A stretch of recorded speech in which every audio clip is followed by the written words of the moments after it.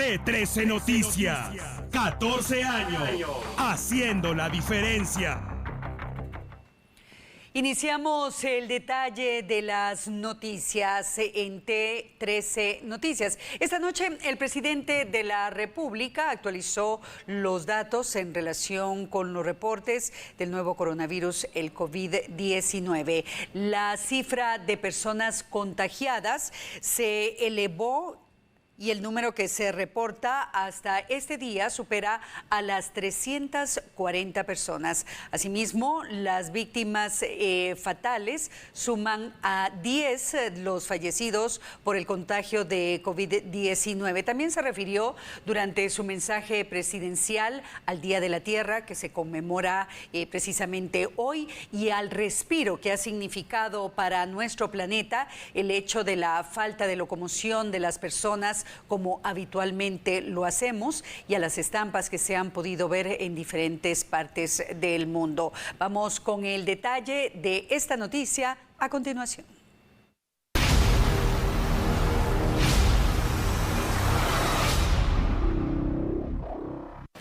Estimados conciudadanos, quiero dirigirme hoy a ustedes para contarles que siendo 22 de abril, hoy se presentaron 26 casos nuevos, de los cuales son 18 hombres y 8 mujeres.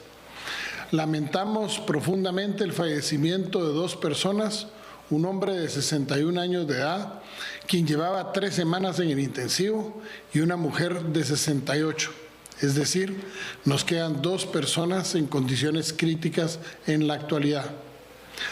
12 de los 26 son deportados y 14 tuvieron contacto con pacientes positivos que han estado dentro de la cuarentena controlada por el Ministerio de Salud Pública y Asistencia Social.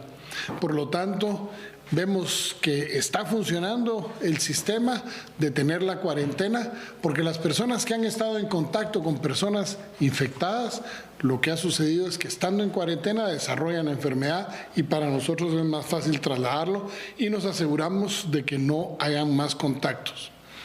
También quiero contarles que se logró la recuperación de una persona. En total, al día de hoy sumamos ya 342 casos en estos poco menos de 50 días que llevamos de haberse hecho presente la infección en Guatemala, para ser exactos 42 días, 25 personas recuperadas, 10 personas fallecidas y 305 casos activos.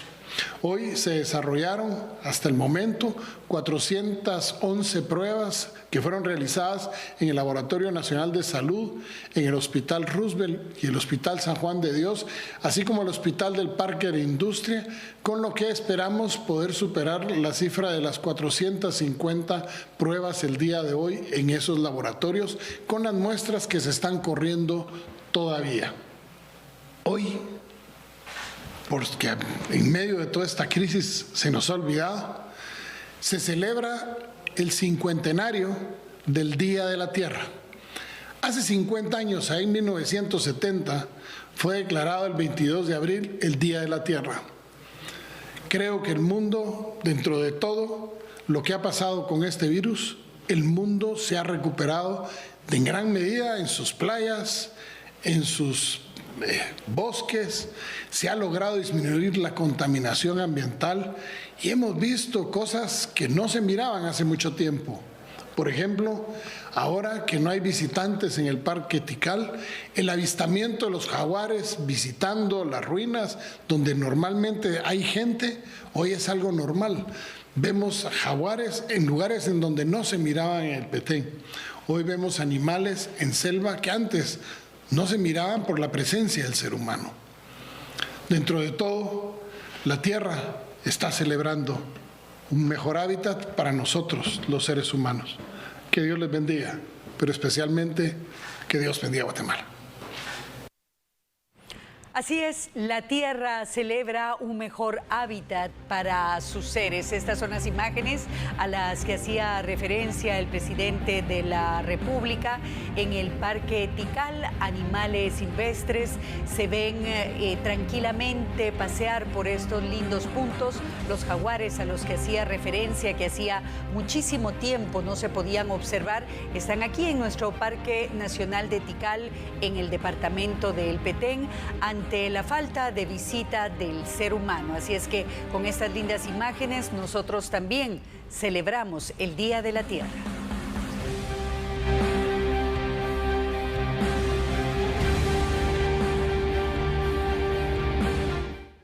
Un elemento del ejército guatemalteco se recupera satisfactoriamente del coronavirus. Así lo dieron a conocer autoridades castrenses, quienes informaron acerca de su estado de salud.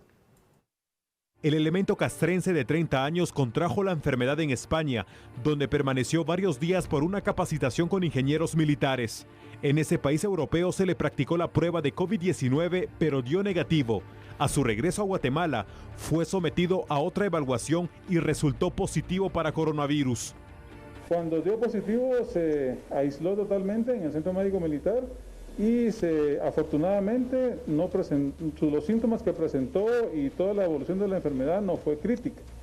Él pues superó las fases, pasó el tiempo que está establecido en los protocolos médicos y se le hicieron ya las 3 pruebas. Al día de hoy han pasado más de los 14 días que se requiere para determinar, y la tercera prueba negativa para asegurar de que no tiene un repunte de la enfermedad.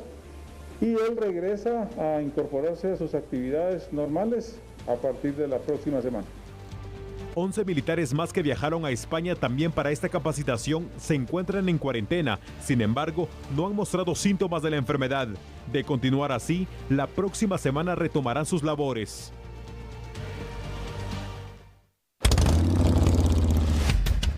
La televisión guatemalteca y el gremio de motociclistas, juntos contra la pandemia. Únete a la campaña para recolectar víveres y ayudar a los más necesitados.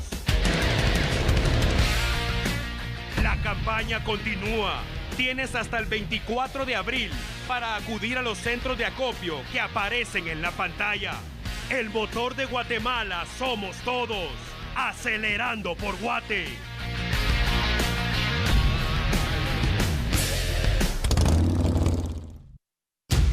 Al volver, los que no se quedan en casa duermen en la cárcel.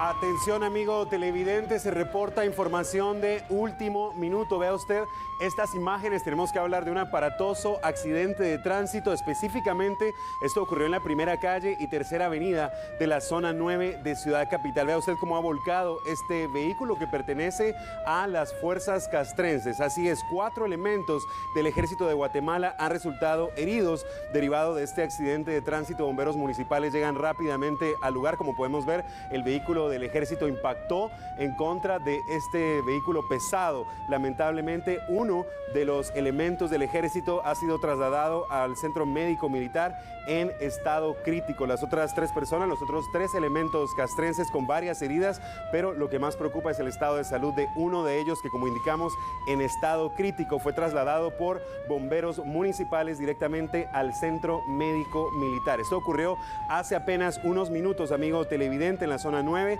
Es información en desarrollo. Estaremos al pendiente del estado de salud de las víctimas derivado de este accidente de tránsito.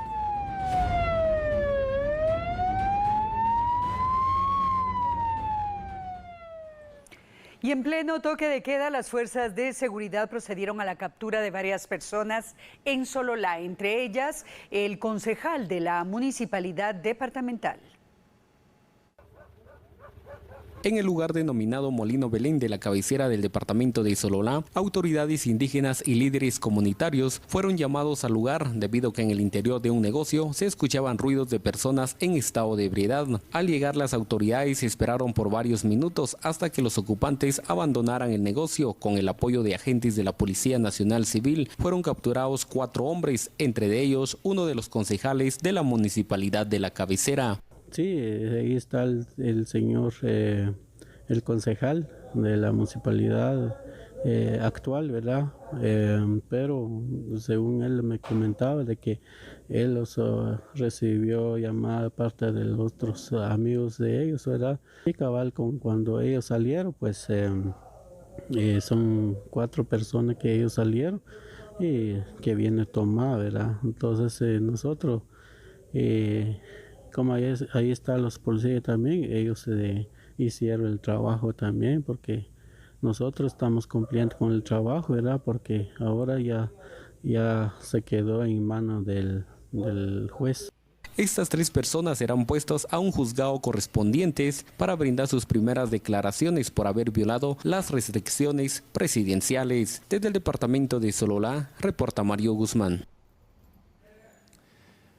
Mucha atención porque llegó el momento para hablar de toque de queda en T13 Noticias. Hoy hablamos del día 32.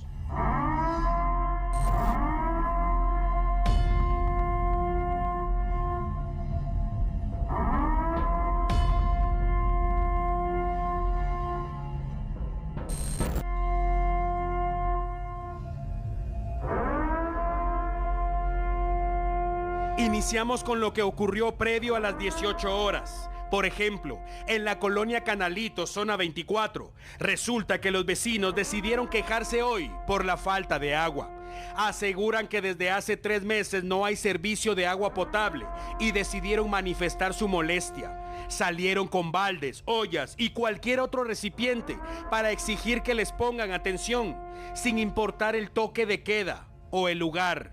El agua es vital. Y con esta manifestación esperan que las autoridades pertinentes les hagan caso y encuentren una solución pronto. Está garantizado en la Constitución Política de Guatemala el derecho a la manifestación. Salieron apenas unos minutos antes de que iniciara el toque de queda. Amenazaron también con paralizar la ruta al Atlántico si no se atiende su demanda y se garantiza su derecho. Por favor, por sobre todas las cosas, el diálogo. Y en la zona 5 de la capital guatemalteca, apenas unos minutos antes de que iniciara el toque de queda, ocurrió un accidente de tránsito. El vehículo terminó con las llantas hacia arriba. Los bomberos llegaron y atendieron a los tripulantes, un hombre y una mujer. Gracias a Dios siguen con vida. Algunos dijeron que quizá iban bajo los efectos de bebidas mágicas, pero eso no se puede asegurar. Debe establecerse a través de la prueba científica. Lo cierto es que gracias a Dios, repito, están bien y contando la historia. Recuerde, el toque de queda es para contener el virus. Inicia a las 6 de la tarde y finaliza a las 4 de la madrugada del día siguiente. Procure realizar sus actividades antes de esa hora y con eso evitará problemas con la policía. Lávese adecuadamente las manos, cuide a su familia, no se arriesgue, aproveche el tiempo, pídale a Dios para que nos ayude a superar esta prueba. No pierda sintonía de T13 Noticias y quédese en casa. Toque de queda, día 32.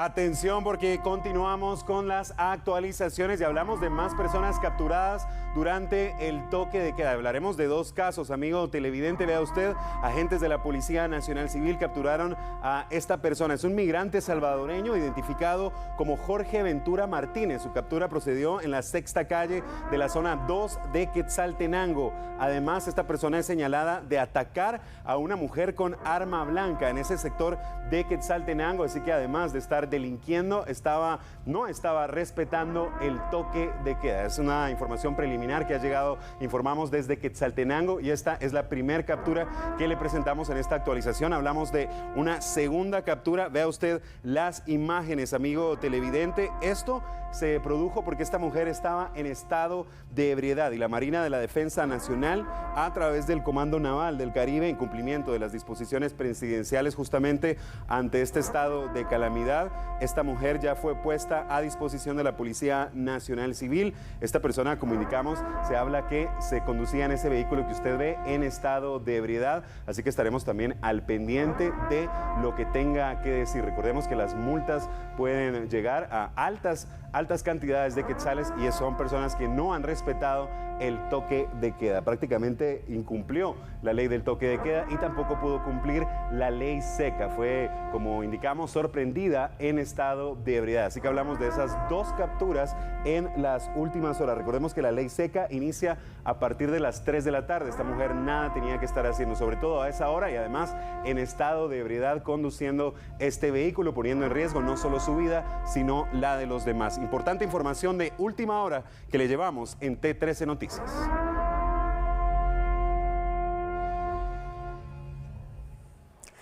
Y en otro tema, el Ministerio Público investiga una denuncia presentada por la Comisión Presidencial contra la corrupción relacionada con anomalías en una licitación para la adquisición de medicamentos.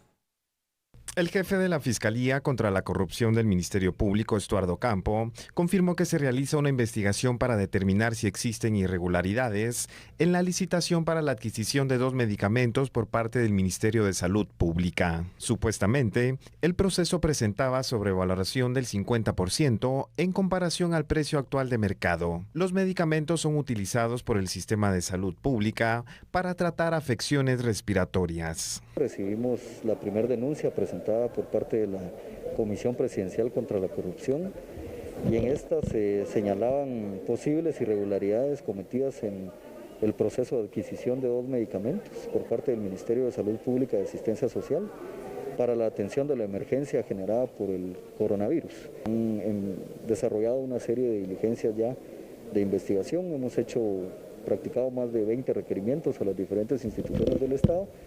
El día de hoy estamos haciendo un requerimiento al señor Ministro de Salud Pública y Asistencia Social para que proceda a rendir un informe que contiene esencialmente 10 aspectos que son relevantes para la investigación y desde luego que desde el día en que se recibió la denuncia hemos realizado las coordinaciones interinstitucionales con la Contraloría General de Cuentas para poder avanzar en la realización del examen especial de auditoría que corresponde a efecto de poder corroborar la veracidad de los hechos denunciados.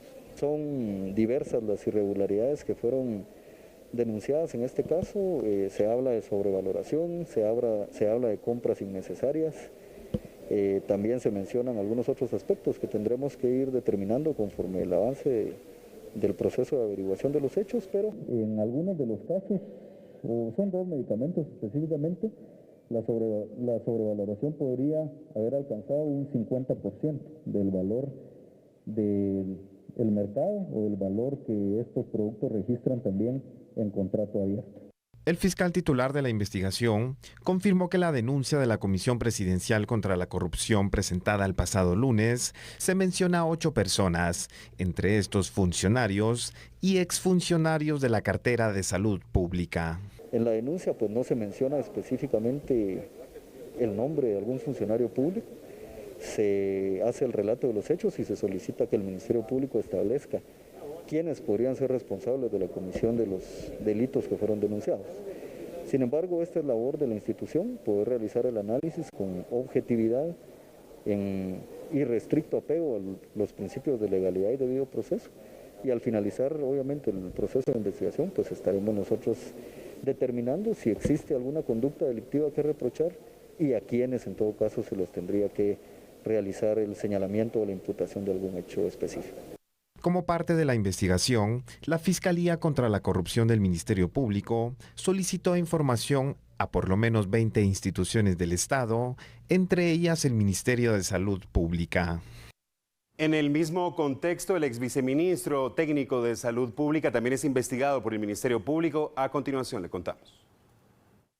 La Fiscalía contra la Corrupción del Ministerio Público, que dirige Estuardo Campo, dio a conocer que se inició una investigación en contra del exministro técnico de Salud Pública y Asistencia Social, Rodolfo Galdames Orellana, quien fue separado del cargo el pasado 20 de abril. Se señalaba, en este caso, al exviceministro técnico del Ministerio de Salud Pública y Asistencia Social de ser contratista del Estado, aún habiendo sido nombrado como viceministro de la cartera de Salud. Desde el día lunes y antes de que él fuera destituido, se han desarrollado diversas diligencias de investigación para poder confirmar los extremos que han sido señalados en esta publicación y de existir alguna conducta delictiva que se tenga la certeza que la Fiscalía va a proceder como corresponde. Y la otra investigación se abrió de oficio en relación al ex viceministro técnico, el señor Rodolfo Galván. Provisionalmente se ha calificado el delito que se está investigando con el delito de fraude, regulado en el artículo 450 de nuestro Código Penal. La Ley de Contrataciones del Estado establece que no pueden ser contratistas los funcionarios o empleados públicos. Podemos observar bomberos voluntarios trabajan en este lugar con varias motobombas, ya que este incendio declarado pues amenaza varias viviendas en este sector. Afortunadamente las personas ya se han puesto a salvo, pero se habla que podrían perder prácticamente todo. Hablamos de varias viviendas que están en riesgo y según declaraciones de los mismos bomberos voluntarios, la situación del viento a esta hora y en ese sector complica y todavía pone aún más en riesgo esta situación. Ellos trabajan durante varias horas en este lugar para sofocar las llamas, repetimos, en la colonia El Esfuerzo, en la zona 7 capitalina. Es una actualización T13, amigo televidente, información de último minuto.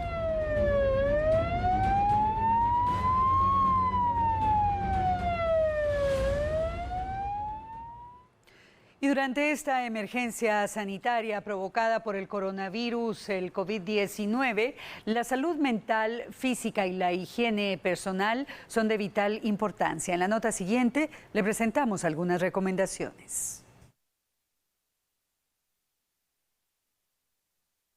Definitivamente el coronavirus ha cambiado el mundo de una forma radical. El ritmo de vida de los seres humanos sufre cambios a los que hay que adaptarse. Actualmente la pandemia nos obliga a estar en casa el mayor tiempo posible. La escuela, el empleo y muchas actividades recreativas se han paralizado. Por lo tanto, quedarse en casa es la frase más mencionada por millones en el mundo. Psicólogos recomiendan variadas actividades en familia para no perder la armonía, buscar una distracción distinta a la que nos tenemos que enfrentar ante el temor de ser contagiados y el escuchar en cualquier lugar la palabra COVID-19. Bueno, para empezar, para la salud mental es necesario que la persona trate de pensar un poquito más positiva, porque los pensamientos negativos lo que hacen es bajar las defensas. Entonces, al bajar las defensas, tienen más probabilidades de que realmente se les contagie o que si les da la enfermedad, pues les dé un poco más fuerte porque tienen sus defensas así. Entonces, en cambio, los pensamientos positivos mantienen las defensas como debe ser. Y eso ayuda a que la persona pues esté bien, que si está pensando que no le va a dar o está pensando que no le va a dar tan fuerte, eso le va a ayudar para que esté mejor. Mantener una buena y balanceada alimentación en el hogar es fundamental para evitar enfermedades que el desorden alimenticio puede ocasionar. Ahorita lo que estamos recomendando es tener un horario en casa para poder tener su almuerzo, su cena y su desayuno, porque normalmente tantas horas que estamos metidas que no tenemos noción de los horarios. Entonces, normalmente a veces tendemos a no tener un horario para comer y eso lo que nos hace es comer de más o tener más hambre o llegar a tener más ansiedad porque no tenemos un horario en sí en estos tiempos. La higiene es fundamental para la salud del ser humano. Médicos recomiendan el lavado de manos con mayor frecuencia y evitar tocar zonas del cuerpo, como por ejemplo los ojos, ya que se es más vulnerable al coronavirus. Sin embargo, en las condiciones en las que estamos, realmente hay que tomar en cuenta que tanto las manos, la boca y los ojos pudiera ser una de las vías de entrada o principales de entrada de la infección viral que estamos teniendo. Es razón importante por la que yo uso lentes, principalmente porque nosotros nos dedicamos a estar viendo pacientes que pudieran potencialmente estar infectados. Y el uso de la mascarilla es importante porque realmente el medio de transmisión es a través de las microgotas de saliva que pudieran, al momento de hablar, estornudar, pudieran salir y entrar por el ojo. O sea, realmente los ojos es importante porque de hecho está ya descrito en la literatura que hay y en la evidencia que sí pudiera empezar la infección como una infección ocular, ¿verdad? Instituciones internacionales y también empresarios de Guatemala han realizado un donativo de mascarillas al Ministerio de Gobernación. Estas serán distribuidas entre agentes de la Policía Nacional Civil. El representante de la Agencia de Cooperación Internacional de Japón donaron mascarillas, refacciones y agua para agentes de la Policía Nacional Civil. El representante de dicha institución reconoció la labor de elementos de seguridad. Entregamos 2.000 mascarillas para uso de los agentes policiales y también unas refacciones que sean botellas de agua, snacks o galletas, también para que se un poco alimente los agentes. Y cooperación japonesa siempre está con PNC. Hemos tenido un proyecto muy importante que es el proyecto de policía comunitaria. Básicamente miramos mucho la importancia de prevención de delito junto con los que viven ahí. Es un verdadero honor poder tener acá presente a la cooperación japonesa, con quien siempre hemos tenido una relación de trabajo muy importante, ya que nos han permitido fortalecer y consolidar nuestra filosofía de policía comunitaria en el marco del modelo policial de seguridad integral comunitaria. Esta ayuda es muy importante porque nos permite visibilizar el trabajo que Policía Nacional Civil está haciendo de acuerdo a la agenda de la crisis sanitaria que tenemos, y pues esto se enfoca básicamente en la protección civil que estamos realizando. Por aparte, representantes de la Asociación Guatemalteca de Exportadores, AGEXPORT, donaron más de 70.000 mascarillas a esa institución. Empresarios indicaron que las mascarillas fueron confeccionadas por empresas agremiadas a la Asociación de la Industria de Vestuario y Textiles. Entonces, para nosotros de veras es un honor poderles dar un poquito de seguridad mientras están en la calle cuidándonos, mientras todos los demás estamos en casa para poder sobrevivir esta pandemia que se ha tornado mundialmente realmente un problema muy importante. Entonces, ¿puede recordar la donación de cuántas? Son más de 70.000 mascarillas, estamos donando para toda la policía, para que puedan salir a las calles protegidos y para que sigan haciendo su trabajo. El ministro de Gobernación, Edgar Godoy, agradeció la donación. Yo veo como el aporte, desde luego, como una parte muy positiva de la población, sobre todo el sector privado, que se involucra cada día más y sabe exactamente dónde hacerlo, ¿verdad? Porque ¿para qué queremos policías enfermos? Entonces ellos, igual que los médicos, tenemos que tener médicos sanos, policías sanos, para que en algún momento puedan que atender a la población, la puedan atender de manera eficiente, con energía, como jóvenes que son, ¿verdad? Y hacerlo bien. Yo veo muy positiva este trabajo que está haciendo la iniciativa privada. Vamos ahora a conocer lo que ocurre en el mundo relacionado con el nuevo coronavirus, el COVID-19. En Francia se reportan más de 21.000 personas fallecidas y también tenemos el reporte de lo que ocurre en Brasil. Vamos con el detalle de esta y otras noticias internacionales.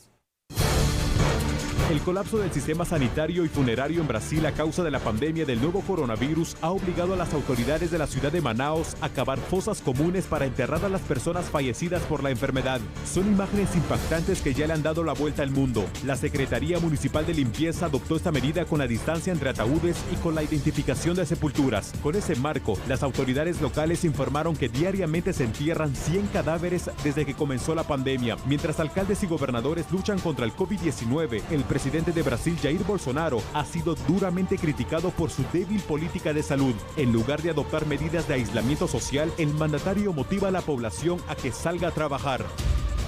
Francia se sumó a la lista de países más afectados de Europa al confirmar este miércoles que más de 21.000 personas han fallecido por el COVID-19. Hoy, por ejemplo, murieron 544, aunque la cifra es baja en comparación con los registros de días anteriores, cuando el número de decesos superaba los 700 por día. La mayoría de muertes se ha reportado en hospitales y las principales víctimas han sido personas mayores de 60 años. El director general de Salud de Francia, Jérôme Salomon, indicó que 29.741 pacientes siguen bajo tratamiento. Además, alertó que la circulación del virus en el país sigue siendo elevada y que la pandemia es masiva y severa. El gobierno del presidente francés Emmanuel Macron mantiene estrictas medidas de confinamiento para evitar que más personas se contagien del virus. Hay restricciones de actividades masivas, tales como el deporte y el comercio.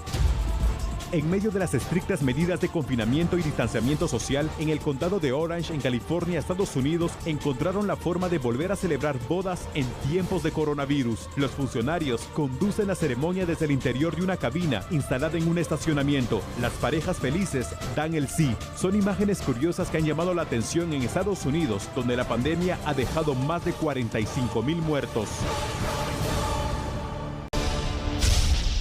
Estamos de regreso, nos vamos a ubicar ahora en el departamento de Jutiapa y tenemos que hablar de un ataque armado en ese lugar. Ha dejado saldo de una persona herida.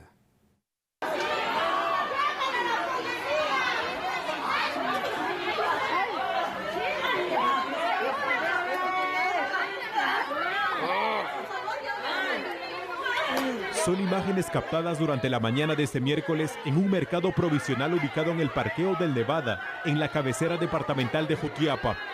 Una balacera provocó que inquilinos y visitantes fueran invadidos por el terror. En el suelo quedó herido un adolescente de 17 años, el principal objetivo de un sicario quien llegó, según testigos, con el rostro casi cubierto con una mascarilla y una gorra. Ensangrentado, los comerciantes trataban de ayudarlo y algunos pedían que llamaran a los bomberos. Cristian José Santiago Gómez es el nombre de este adolescente. Se sabe que también es vendedor del lugar, pero se desconoce por qué lo atacaron. Según el reporte preliminar, las balas alcanzaron órganos vitales, pero por fortuna sigue con vida. Los bomberos voluntarios lo estabilizaron y lo llevaron a la emergencia del Hospital Nacional de Jutiapa en estado delicado. Los comerciantes que lo conocen aseguran que todo ocurrió en un abrir y cerrar de ojos y desconocen si se trató de un ajuste de cuentas o extorsión. El esclarecimiento del caso queda en manos del Ministerio Público.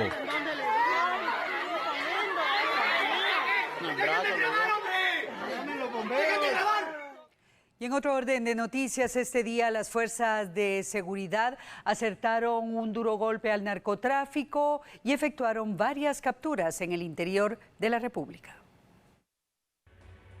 El primer caso fue un golpe al narco por parte de la Policía Nacional Civil al descubrir dentro de un vehículo un arsenal a la altura del kilómetro 55.5 ruta al Atlántico, zona 17. Fueron decomisados 3 fusiles AR-15, un fusil AK-47, 6 pistolas de distintos calibres, 2 revólveres, municiones, chalecos antibalas y la captura de Walter Domingo de 43 años.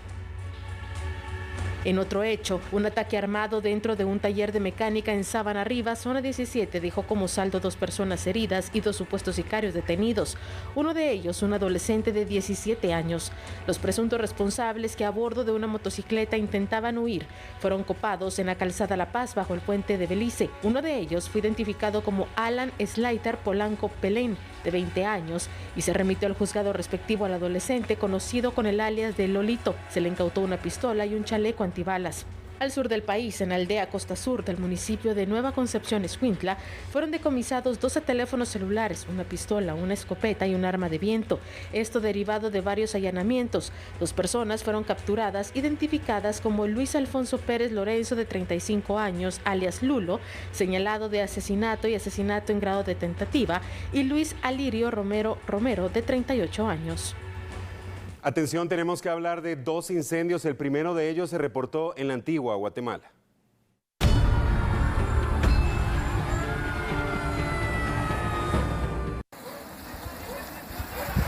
Primer siniestro ocurrió en una vivienda de Antigua Guatemala.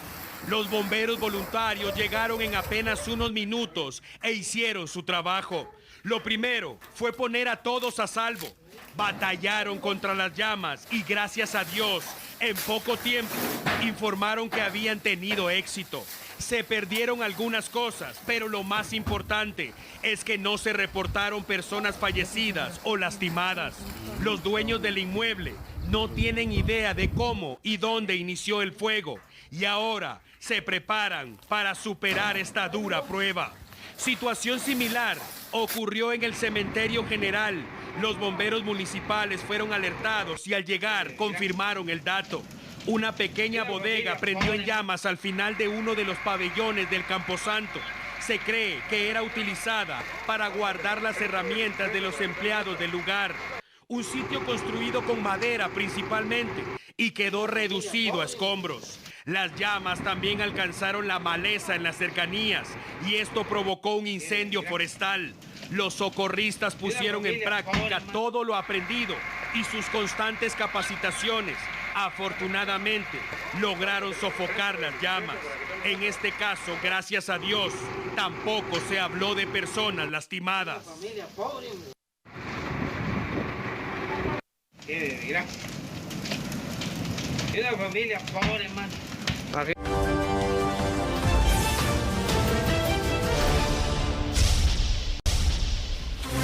¿Qué tal? ¿Cómo están? Buenas noches. Es momento de los deportes a través de T13 Noticias. Comenzamos hablando del deporte internacional. Y es que durante este parón futbolístico, Sergio El Kun Agüero, que entrena precisamente en su casa, es el máximo goleador argentino en la actividad que se tiene precisamente en la Premier League. Y él ofrecerá durante este periodo de inactividad futbolística por la pandemia del coronavirus clases de idioma español que se emitirán por la televisión inglesa. El anuncio fue realizado por la BBC de Londres, que precisó que Agüero será maestro de español en clases por televisión que se emitirán precisamente en la Gran Bretaña. La BBC lanzó un programa educativo que busca ayudar a las familias, tal como sucede en Argentina, destinando a los chicos que estén confinados en sus casas mientras dura la cuarentena por el COVID-19. El delantero del Manchester City fue elegido para participar en el ciclo que estará dirigido a niños o a jóvenes entre el rango de 5 a 14 años y la función del Kun será pues enseñar los números y la pronunciación de los mismos en idioma español. Nos pasamos a hablar de la UFC y es que fue una de las disciplinas deportivas que más resistió precisamente a que fuera suspendida en cuanto a la actividad que se tuvo precisamente en esta disciplina o en estas artes marciales. La empresa líder en artes marciales mixtas, MMA, que intentó llevar su evento incluso a una isla privada para no tener que postergarlo, generó mucha polémica y aunque ahora se tiene un gran problema, ya que esta misma entidad pues escondió que Lyman Good, peleador de 34 años, había pues resultado positivo con el COVID-19 y el cual tuvo que fingir una lesión para no participar en la última pelea en la UFC 249, el evento que iba a pelear contra Belal Mohamed en el peso welter. El escándalo se desata porque la firma con mayor prestigio en la MMA sabía que Doug estaba infectado y decidió pues así continuar con la organización de un evento que estaba previsto para realizarse el 18 de abril en Nueva York y esto pues se puso ya en jaque precisamente a las autoridades que ahora tendrán que pues proceder con una demanda hacia la UFC, en este caso la MMA, por ocultar esta enfermedad de parte de este peleador. Ahora hablamos de la Fórmula 1 y es que la Fórmula 1 es otra de las tantas actividades deportivas que tuvo que suspender por tiempo indefinido su calendario 2020 debido al avance de la pandemia del COVID-19 en todo el mundo. Sin actividad en toda la temporada y con 9 de sus 22 grandes premios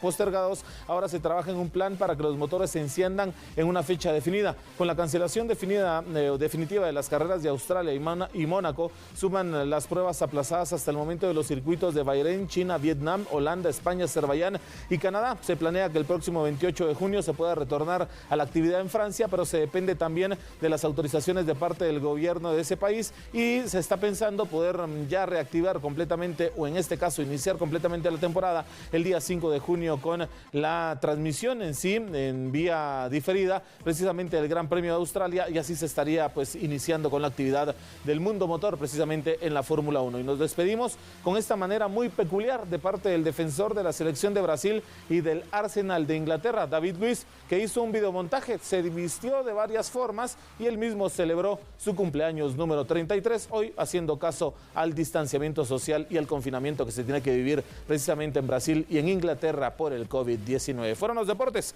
a través de T13 Noticias, nosotros estaremos en la pausa y volvemos con más.